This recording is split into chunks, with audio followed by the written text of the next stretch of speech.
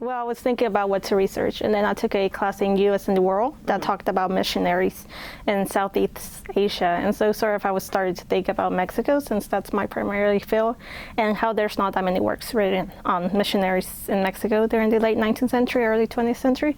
So there's where I sort of started.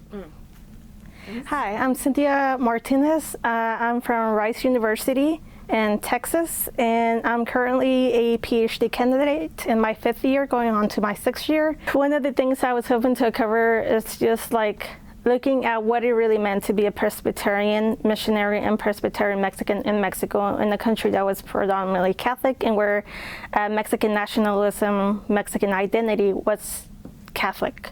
And so what did it mean for them to be a Presbyterian or any other denominational Protestant missionary or Mexican Protestant? So what did it mean to them being Mexican? How did they transform the meaning of Mexican to include a more variety of people, not just Catholic Mexicans who were the traditional, what you would consider the patriotic Mexican?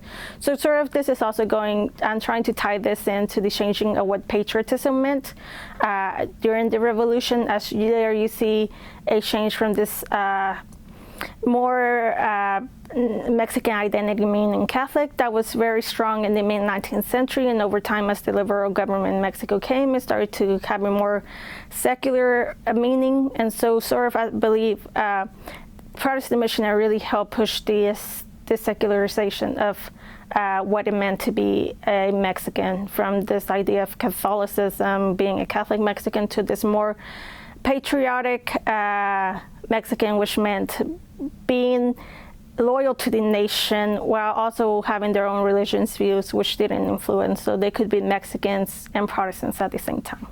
I think it's a great opportunity to come to the Presbyterian Historical Society. A lot of the work I had done was through digital records that sort of gave me an overview of who the important missionaries were, where they were settling, but I didn't really have access to the narratives of like people, personal letters talking about their experience within the mission.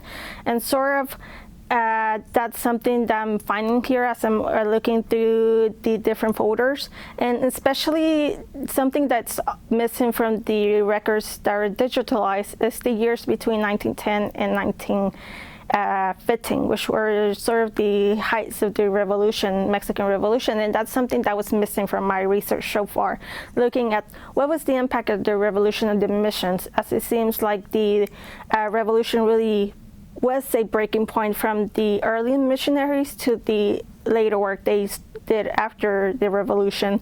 And also, what was the impact of the American intervention in Mexico during the revolution in 1914 in Veracruz, as that provoked the Americans had to leave Mexico? And so what did that have, what consequences it had on the missions? And sort of now with the access to the different correspondence records and other institutional records that are here at the Presbyterian Historical Society, I'm starting to see like what was that impact. The travel grant made possible me being here and looking at these records that are really, I believe, going to have a huge impact on my dissertation and what I find of the work of Protestant missionaries, especially Presbyterians in Mexico. So yes, I'm very appreciative about this travel grant and having the opportunity to be one of the fellows and be here.